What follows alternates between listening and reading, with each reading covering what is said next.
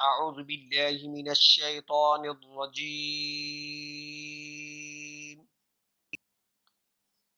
بسم الله الرحمن الرحيم.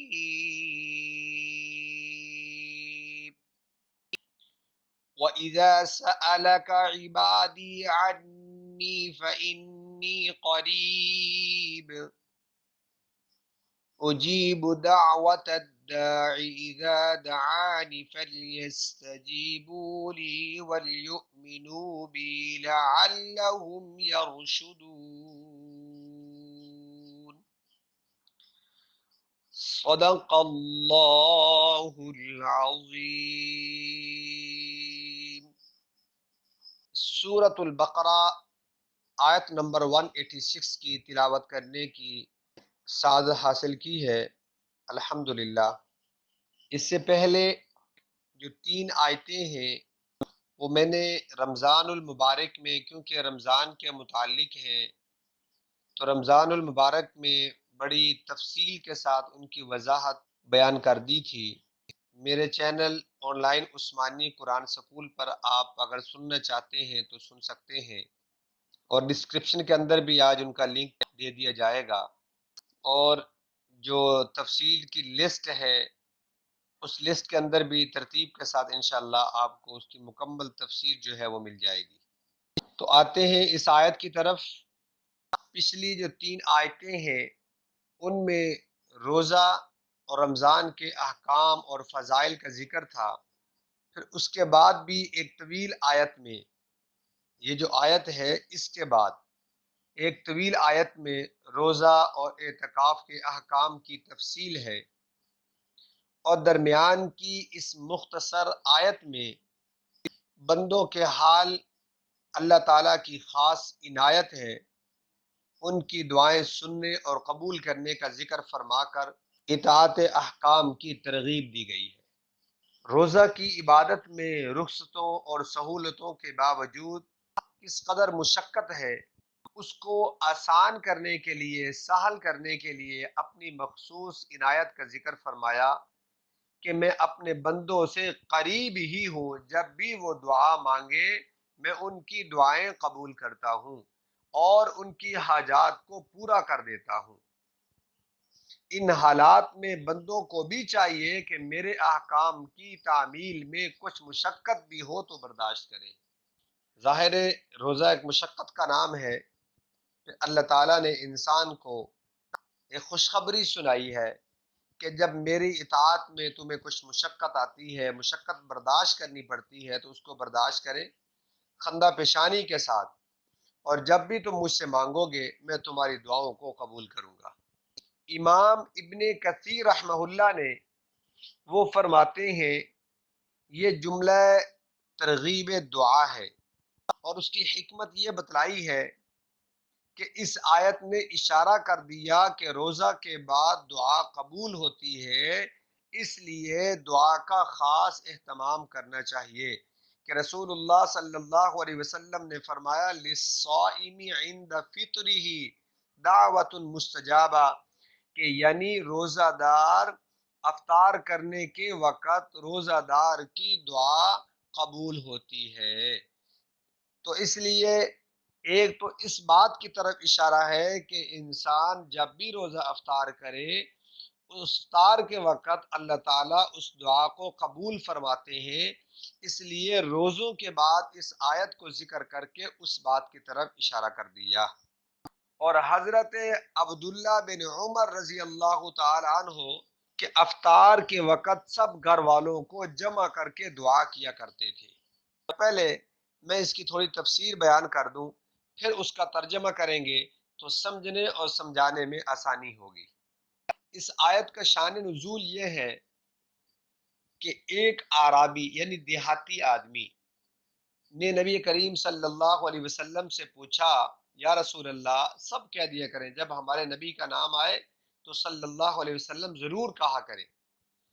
سے پوچھا یا رسول اللہ صلی اللہ علیہ وسلم، کیا ہمارا رب قریب ہے یا دور ہے؟ اگر قریب ہے تو ہم اس سے سرگوشیاں کر لیں، اور اگر دور ہے تو ہم اونچی اونچی آوازوں سے اسے پکاریں۔ نبی کریم صلی اللہ علیہ وسلم خاموش رہے، اس پر یہ آیت نازل ہوئی۔ تفسیر ابن کثیر میں اس کے 3 شان نزول لکھے ہیں۔ ایک اور روایت کی ہے کہ صحابہ کرام رضوان اللہ تعالی علیہ مجمعین کے اس سوال پر کہ ہمارا رب کہاں ہے، اس وقت یہ آیت نازل ہوئی۔ اور حضرت عطا رضی اللہ تعالی عنہ فرماتے ہیں کہ جب یہ آیت ربکم ادعونی استجب لکم یہ نازل ہوئی، یعنی مجھے پکارو میں تمہاری دعائیں قبول کرتا رہوں گا، تو لوگوں نے پوچھا کہ دعا کس وقت کرنی چاہیے، اس پر یہ آیت نازل ہوئی۔ اور حضرت ابو موسیٰ اشعری رضی اللہ تعالیٰ عنہ فرماتے ہیں کہ ہم نبی کریم صلی اللہ علیہ وسلم کے ساتھ تھے ایک غزوہ میں، تو ہم ہر بلندی پر چڑھتے وقت اور وادی سے اترتے وقت بلند آوازوں میں تکبیر کہتے جا رہے تھے۔ نبی کریم صلی اللہ علیہ وسلم ہمارے پاس آ کر فرمانے لگے، لوگوں اپنی جانوں پر رحم کرو، تم کسی کم سننے والے یا دور والے کو نہیں پکار رہے ہو، بلکہ جسے تم پکارتے ہو وہ تم سے تمہاری سواریوں کی گردن سے بھی زیادہ قریب ہے، وہ تم سے تمہاری سواریوں کی گردن سے بھی زیادہ قریب ہے۔ اے عبداللہ بن قیس سن لو، جنت کا خزانہ لا حول ولا قوت الا باللہ ہے۔ یہ مسند احمد کے اندر یہ روایت ہے۔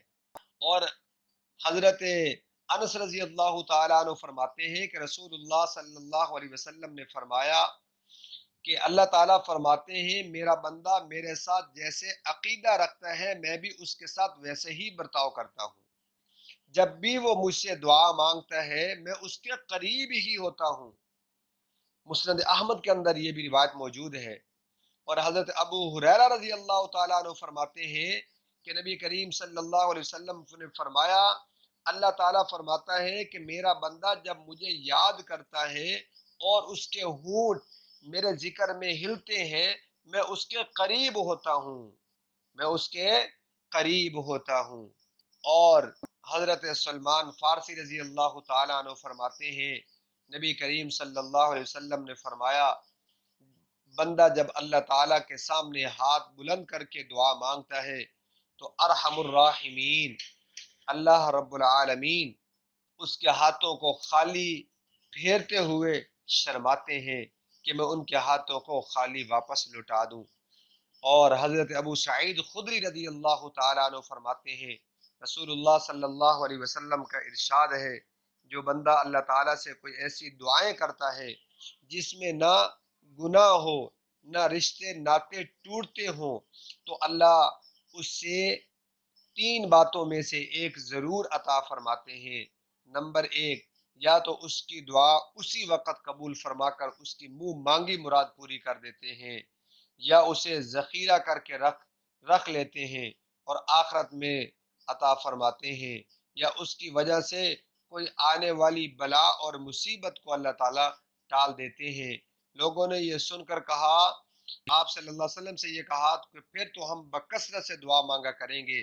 آپ صلی اللہ علیہ وسلم نے فرمایا اللہ کے ہاں کیا کمی ہے، جتنا بھی مانگو گے وہ سب کو اس کی مرضی کے مطابق اگر عطا کرے تو پھر بھی اس کے خزانے میں کمی نہیں آتی۔ اب آتے ہیں آیت کے ترجمے کی طرف۔ وَإِذَا سَأَلَكَ عِبَادِي عَنِّي فَإِنِّي قَرِيبٌ، اے میرے پیغمبر جب آپ سے میرے بندے انی میرے بارے میں سوال کریں فَإِنِّي قَرِيبٌ تو میں تمہارے کیا ہوں، قریب ہوں، تمہاری دعائیں سنتا ہوں۔ یعنی رات کی تنہائی میں جب انسان اللہ کو پکارتا ہے اکیلا ہو کوئی سننے والا نہ ہو تو اللہ اس کی پکار کا بھی اس کو جواب دیتے ہیں، اس کی پکار کو بھی سنتے ہیں۔ ابھی آپ کو میں نے حدیث اس لیے سنائی تاکہ یہ ساری باتیں آپ کے ذہن میں آ جائیں۔ کیا کہ فرمایا کہ جب بندہ مجھ سے دعا کرتا ہے میں اس کی پکار کو سنتا ہوں، فَإِنِّي قَرِيبٌ۔ آگے اجیب دعوت الداعی اذا دعان، ایک اور بات بھی یہاں سمجھ آ گئی کہ بعض حضرات کہتے ہیں کہ ہم فلاں فلاں کو اس لیے پکارتے ہیں کہ وہ ہمیں اللہ کے قریب کر دیتے ہیں، وہ ہماری اور اللہ کے درمیان رابطہ اور قرب کا ذریعہ ہے۔ لیکن دیکھیں اس کی مثال یہ بیان کرتے ہیں، اگر ایک کمرہ ہے تو ہم اس کی چھت پر جانے کے لیے سیڑھی لگاتے ہیں، سیڑھی کے ذریعے سے ہم چھت پر جاتے ہیں۔ یہ میں ان کی بات کر رہا ہوں جو نام نہاد کے پیر ہوتے ہیں اور طرح طرح کے آپ ان کے متعلق واقعات بھی سنتے رہتے ہیں۔ یہ ہمارے اور اللہ کے درمیان ایسے رابطہ جو ہے وہ قائم کراتے ہیں، یہ سیڑھی کا کردار ادا کرتے ہیں۔ تو یا جیسے کسی بڑے آدمی کے ملنے کے لیے جائیں تو وہ اندر بیٹھا ہے، ہم باہر ہیں، تو ہم کوئی نہ کوئی وہ پرچی لکھ دیتے ہیں، تو درمیان میں ایک نمائندہ ہوتا ہے، وہ جا کے پرچی ان کو پکڑاتے ہیں، اور پھر وہ اس پرچی کو دیکھ کر پھر اندر جو صاحب افسر بیٹھے ہوتے ہیں وہ بتاتے ہیں کہ ان کو بلا لیں یا ان سے کہیں انتظار کریں۔ لہٰذا یہ بھی ایک نمائندے کے طور پہ ہماری اللہ سے ملاقات کروانے کا ذریعہ ہے۔ اس کا جواب ہم قرآن کی اس آیت سے دیکھتے ہیں کہ قرآن تو بتا کہ کیا ایسا جائز ہے؟ تو قرآن ہمیں کیا کہتا ہے کہ سن لیجئے، کمرے کی چھت ہے اور ہم نیچے کھڑے ہیں، کمرے کی چھت اوپر ہے، اس کے جانے کے لیے فاصلہ ہے، اس فاصلے کو طے کرنے کے لیے ہم سیڑھی لگاتے ہیں تاکہ اوپر جا سکیں۔ اسی طرح اس افسر سے ملاقات کے لیے وہ اندر ہے، ہم باہر بیٹھے ہیں، تو ہم کیا کرتے ہیں، وہ پرچی لکھتے ہیں، وہ نمائندہ اندر لے کے جاتا ہے، پھر وہ ہمیں آ کے پیغام دیتا ہے، کیونکہ اس کے اور ہمارے درمیان فاصلہ ہے۔ اس فاصلے کو ختم کرنے کے لیے وہ آدمی کردار ادا کرتا ہے۔ تو قرآن کیا کہتا ہے، اللہ اور ہمارے درمیان کیا فاصلہ ہے؟ قرآن کہتا ہے وَإِذَا سَأَلَكَ عِبَادِي عَنِّي، اے میرے محبوب پیغمبر، جب آپ سے میرے بندے میرے بارے میں سوال کریں، فَإِنِّي قَرِيبٌ، میں تو بالکل قریب ہوتا ہوں۔ ابھی حدیث میں نے آپ کو سنائی کہ آپ صلی اللہ علیہ وسلم نے فرمایا کہ جن سواریوں پر تم سوار ہو ان کی گردنوں سے بھی زیادہ اللہ تمہاری پکار کو سنتے ہیں اور تمہارے قریب ہیں۔ بالفاظ دیگر تمہاری شاہ رکھ کے بھی قریب ہے، یعنی دل کے اندر انسان کی بات آتی ہے، پھر وہ سوچتا ہے، پھر اس کو دماغ میں لاتا ہے، پھر وہ بات کرنے کی کوشش کرتا ہے، اللہ جو سوچ آنے والی ہے اس کو بھی جانتے ہیں اور انسان کے قریب ہیں۔ اجیب دعوت الداعی، اجیب میں قبول کرتا ہوں، دعان اجیبو جواب دیتا ہوں، قبول کرتا ہوں، دعوت الداعی پکارنے والے کی پکار کا۔ جب کوئی آدمی دعا کرتا ہے تو میں اس کو جواب دیتا ہوں، قبول کرتا ہوں، اذا دعان جب وہ مجھ سے کیا کرے، دعا مانگے، جب وہ مجھے پکارے۔ فَلْيَسْتَجِيبُوا لِي وَلْيُؤْمِنُوا بِي لَعَلَّهُمْ يَرْشُدُونَ، فَلْيَسْتَجِيبُوا لِي، بس چاہیے کہ وہ میرا حکم مانے اور یقین لائے مجھ پر۔ جیسے ابھی حدیث آپ نے سنی نا کہ انسان جیسا اس کا میرے ساتھ گمان ہوتا ہے، عقیدہ رکھتا ہے، میں بھی اس کے ساتھ ویسے ہی برتاؤ کرتا ہوں۔ گویا کہ ہمیں دعا بھی یقین کے ساتھ مانگنی چاہیے۔ اور ایک اور حدیث میں الدعاء مخ العبادہ، دعا جو ہے یہ عبادت کا مغز ہوتا ہے۔ جیسے ہڈی کے اندر ایک گودا ہے، ہم ہڈی کو استعمال اس لیے کرتے ہیں کہ اس کے اندر گودا ہے، گودا ختم ہو جائے تو ہڈی پھینک دیتے ہیں۔ تو اسی طریقے سے جو دعا، جو عبادت کا جو مغز ہے، جو نچوڑ ہے، یہ دعا ہے۔ تو دعا انسان کو پورے یقین کے ساتھ اور توجہ کے ساتھ کرنی چاہیے، اور ایسا ہو کہ میں ایک رب کے سامنے، ایک مالک کے سامنے عاجزی اور انکساری کے ساتھ بیٹھا ہو اور اس کے سامنے ہاتھ پھیلائے ہوئے ہوں، تو انسان کا یہ ذہن کے اندر تصور ہو اور پھر دعا کرے۔ اور فرمایا کہ دعا جب انسان کرتا ہے تو اس کی دعا 3 طرح سے قبول ہوتی ہے۔ وہ 3 طرح سے قبول تب ہوتی ہے جب اس کے اندر یہ شرائط پائی جائے۔ وہ شرائط کیا ہے؟ کہ اس کے اندر کوئی رشتہ ناطے توڑنے والی بات نہ ہو، کہ یا اللہ میں اس سے بات نہیں کروں گا، میرے دل سے اس کی محبت نکال دے۔ میں والدین نے میرے ساتھ زیادتی کی، میں ان سے بات نہیں کروں گا، یا اللہ ان کی محبت میرے دل سے نکال دے۔ یہ دعائیں قبول نہیں ہوتی، اور اللہ تعالی نے ایسی دعائیں کرنے سے بھی منع فرمایا ہے۔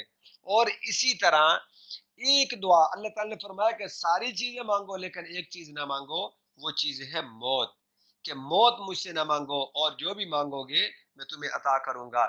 اور مانگنے سے مراد یہ ہے کہ انسان اچھی چیز مانگے، بری چیز نہ مانگے۔ پھر کہتا ہے کہ یا اللہ، دعا مانگتے مانگتے مانگتے پھر انسان نہ مایوس ہو جاتا ہے، نہ امید ہو جاتا ہے، کہ انسان کو یقین کے ساتھ اور ہمیشہ کے لیے دعا مانگتے رہنا چاہیے، نہ امید نہیں ہونا چاہیے۔ اور جب انسان دعائیں کرتا ہے تو اللہ تعالیٰ تین طرح سے قبول کرتے ہیں۔ نمبر ایک، جو مانگ رہا ہوتا ہے فوری طور پہ وہ اس کو عطا کر دیا جاتا ہے۔ نمبر دو، اللہ تعالیٰ اپنے ہاں وہ جمع کر لیتے ہیں، کل قیامت کے دن اس کو وہ عطا فرمائیں گے، اس کا صلہ اس کو عطا فرمائیں گے۔ اور نمبر تین، اس کے اوپر کوئی مصیبت آنے والی ہوتی ہے، کوئی مشکل آنے والی ہوتی ہے، وہ دعا کرتا ہے، اللہ اس دعا کے بدلے میں اس مصیبت کو ٹال دیتے ہیں، اس مصیبت کو ٹال دیتے ہیں، وہ مصیبت دور کر دیتے ہیں۔ اب انسان تو مانگ رہا تھا یا اللہ مجھے بنگلہ عطا فرما، اس کے اوپر اتنی مصیبت تھی کہ وہ بنگلوں کو بھی بھول جاتا، اس سے بڑھ کر اس کے اوپر مصیبت تھی، اس خوشی سے بڑھ کر تھی۔ اگر وہ بنگلہ عطا فرماتے تو اس کو خوشی ہوتی، لیکن وہ مصیبت اس خوشی سے کئی گنا بڑی تھی، اس لیے اللہ تعالیٰ وہ کیا کر دیتے ہیں، اس مصیبت کو ٹال دیتے ہیں۔ تو اللہ تعالیٰ کی حکمتیں بہت ہیں، لہٰذا آپ کو چاہیے کہ یقین کے ساتھ، یقین کامل کے ساتھ اللہ تعالیٰ سے دعا مانگتے رہنا چاہیے۔ وَلْيُؤْمِنُوا بِي لَعَلَّهُمْ يَرْشُدُونَ، تاکہ نیک راہ پر آئیں، تاکہ کیا کریں، نیک راہ پر آئیں۔ لہٰذا جو عطا کرنے والا ہے وہی ایک رب ہے، اس کے سامنے ہمیشہ مانگا جائے، اور جو کسی کے سامنے ہاتھ پھیلاتا ہے تو اللہ تعالیٰ اس کے لیے فقر کا دروازہ کھول دیتے ہیں۔ لہٰذا مانگنا ہے تو اللہ سے مانگے، اور دعائیں کرنی ہے تو اس رب کے سامنے کرے جو دعاؤں کو قبول کرنے والا ہے، جو بندوں کے ہاتھوں کو، دامن کو بھر کر لٹانے والا ہے۔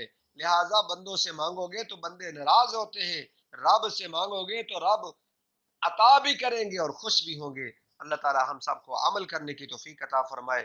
وآخر دعوانا ان الحمد للہ رب العالمین۔